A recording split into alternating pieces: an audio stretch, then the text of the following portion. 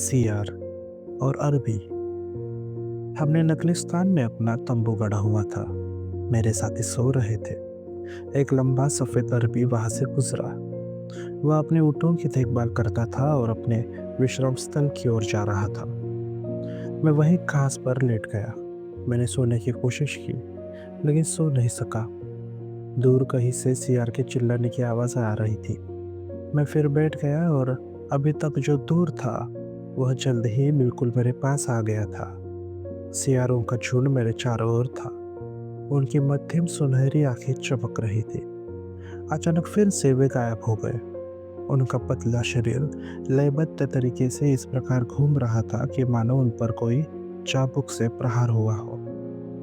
एक सियार मेरे पीछे से निकल आया। उसने हल्के से मेरे बाजू को झटका मारा और मेरे निकट इस प्रकार आकर सट गया कि मानो उसे मेरे स्नेह की जरूरत हो। फिर वह मेरे बिल्कुल सामने खड़ा हो गया तथा मुझसे लगभग आंखों में आंखें डालकर बोला, मैं इनमें सबसे बड़ा सियार हूँ। अंततः मुझे आपसे मिलकर खुशी हुई। हम इतने वर्षों से आपकी प्रतीक्षा कर रहे थे और अब तो मैंने मिलने की उम्मीद ही छोड़ दी थी। मेरी माँ, माँ की माँ, हमारी सभी पूर्वज माताएं, सभी सियारों की पहली माँ ने आपकी प्रतीक्षा की। मेरा विश्वास कीजिए, यह सच है। यह तो आश्चर्यजनक है, मैंने कहा। लकड़ियों के उस ढेर को जलाना भूलकर जो सियारों को जलाने के लिए वहां पड़ा था। मुझे यह सुनकर बहुत आश्चर्य हुआ। यह तो विशुद्ध रूप से संयोग की बात है कि मैं यहाँ दूर उत्तर से आया था तथा मैं आपके देश का थोड़ा भ्रमण कर रहा हूँ। फिर आप सियार क्या चाहते हैं? शायद मेरे इतने मित्रवत व्यवहार से मेरे निकट खड़े सियारों के झुंड को मानो थोड़ा साहस मिल गया। वे सभी हाफ रहे थे और उनके मुंह खुले हुए थे। हम जानते हैं, सबसे बड़े सियार ने शुरुआत की, हम जानते हैं आप उत्तर से आए हैं और इसी पर हमारी सारी आशाएं टिकी है। अब उत्तर के वासियों में जिस प्रकार की बुद्धिमत्ता होती है वह अरबियों में नहीं पाई जाती। मुझे यह कहना चाहिए कि उनके ठंडे गर्भ में से बुद्धिमत्ता का एक अंश भी नहीं फूटता है। वे भोजन के लिए जानवरों को मारते हैं और मृत पशुओं से घृणा करते हैं। इतने जोर से नहीं, मैंने कहा। यह आसपास अरबी सो रहे हैं। आप सचमुच यहाँ अजनबी है, सियार ने कहा। यह आपको यह पता होना चाहिए कि विश्व इतिहास में कभी कोई सियार किसी अरबी से नहीं डरा। हमें उनसे क्यों डरना चाहिए? क्या यह हमारा दुर्भाग्य नहीं है कि ऐसे जीवों के बीच हम निर्वासित हैं? शायद, हो सकता है, मैंने जवाब दिया। अपने अधिकार क्षेत्र से बाहर के विषयों में निर्णय करने में मैं असमर्थ हूँ। मुझे यह एक पुराना झगड़ा प्रतीत होता है। मेरा मानना है कि यह रक्त में है और शायद जीवन के साथ ही खत्म होगा। आप बहुत चालाक हैं, बूढ़े सियार ने कहा। फिर वे सभी और तेजी से हाँफने लगे। उनके फेफड़ों से तेजी से हवा निकल रही थी और वे स्थिर शांत खड़े थे। उनके जबड़ों से निकलने वाली तीव्र गंध को बर्दाश्त करने के लिए कभी कभी मुझे अपने दांतों को सेट करना पड़ता था। आप बहुत चालाक हैं। आपने अभी जो कुछ कहा वह हमारी पुरानी परंपरा के बिल्कुल अनुरूप है। इसलिए जब हम उनका खून निकाल लेंगे तो हमारी लड़ाई खत्म हो जाएगी। ओह, मैंने कहा, बहुत तेजी से, जो मैंने कहना नहीं चाहिए था। वे अपनी रक्षा स्वयं कर लेंगे। वे अपनी बंदूकों से तुम्हें दर्जनों की संख्या में मार डालेंगे। आपने हमें समझने में गलती की है, उसने कहा। एक मानव भूल जो कि दूर उत्तर में भी होती है। हम उन्हें मारने का प्रस्ताव नहीं कर रहे। नील नदी का पूरा पानी भी हमारी इस भावना को साफ नहीं कर सकता है। क्यों? हमें उन्हें देखते ही दुम दबाकर खुली हवा में मस्तरूल में भागना चाहिए, जो कि मेरा ही घर है। तभी सभी सियार, जिनमें कुछ नए भी थे, जो इस तरह से वहां आ गए थे, हमने अपने मुंह अगली टांगों के बीच डालकर अपने पंजों से उसे पोंछा, मानो तीव्र घृणा की भावना को छुपाने की कोशिश कर रहे हो।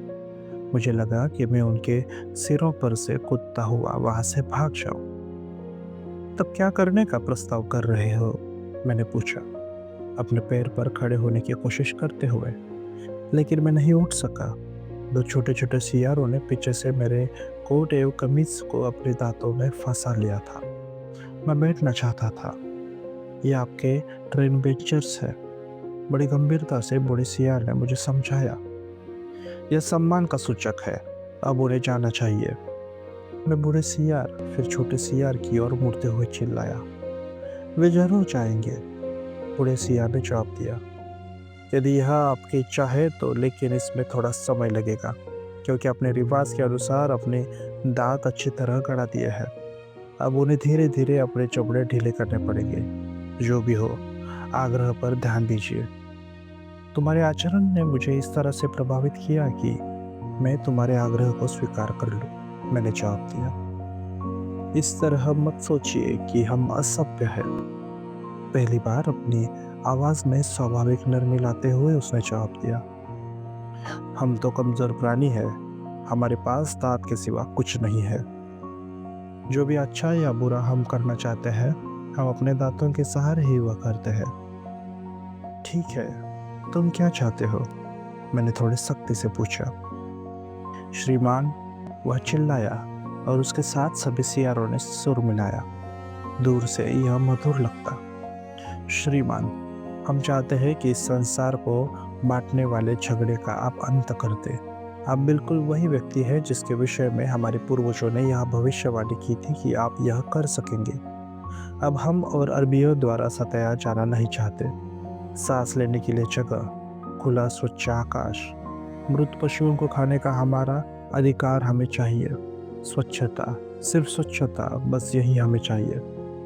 फिर वे सभी सिसकने लगे, रोने लगे।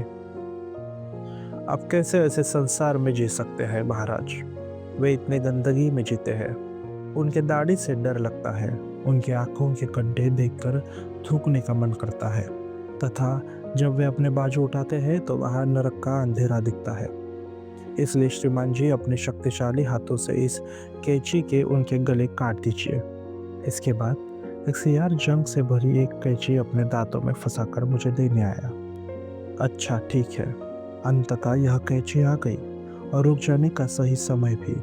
हमारे कारवां का अरबी सरदार चिल्लाया, जो चुपचाप हमारी ओर आ रहा था। आते ही उसने अपना चाबुक चलाया। सियार तेजी से भाग गए तथा थोड़ी ही दूरी पर अव्यवस्थित भीड़ के रूप में इकट्ठे हो गए। अच्छा, तो यह मनोरंजन आपके लिए था श्रीमान? हंसते हुए अरबी ने पूछा। तो आपको पता है ये क्या करने जा रहे हैं? मैंने पूछा। जरूर, उसने जवाब दिया। यह तो साधारण सी बात है। जब तक अरबियों का अस्तित्व है, यह कैंची इस मरुस्थल में इधर उधर होती रहेगी और अंत में यह हमारे पास ही होगी।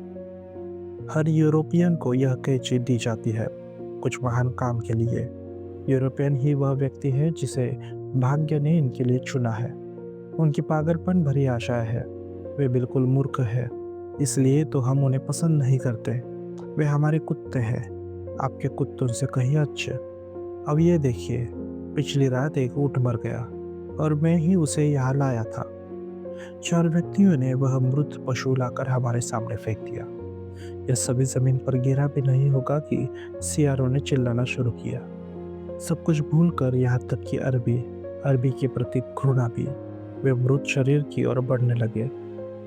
एक तो पहले से ही ऊँट के गले पर बैठकर खा रहा था। एक छोटी शक्तिशाली मशीन की तरह वह पूरी शक्ति से अपने भीतर उठी ज्वाला को शांत करने की कोशिश कर रहा था। शीघ्र ही वे सभी मृत पशु के ऊपर पहाड़ी की तरह ऊंचे होकर खाने में छुट गए। और तभी इस कारवां के मुखिया ने अपनी चाबुक उनके पीठ पर चलाई। अधूरे आनंद से अभिभूत अपना सिर उठाया तो सामने अरबी को खड़ा पाया। अपने नथुने पर चाबुक का प्रहार पड़ते ही वे पीछे की ओर भाग खड़े हुए। ऊँट का मृत शरीर कई जगहों पर खोल दिया गया था, उससे खून बह रहा था, लेकिन सियार बहुत देर तक वहां से जाने से खुद को रोक नहीं सके और एक बार फिर वे वहां पहुंच गए। एक बार फिर मुखिया ने अपना चाबुक उठाया, लेकिन इस बार मैंने उसका हाथ रोक दिया। आपने सही किया श्रीमान, उसने कहा। हमें उन्हें अपना काम करने के लिए छोड़ देना चाहिए। इसके अलावा अब हमें अपने तंबू उखाड़ देना चाहिए। अच्छा है, आपने उन्हें देखा है। अद्भुत प्राणी है ना? वे किस प्रकार हमसे घृणा करते हैं।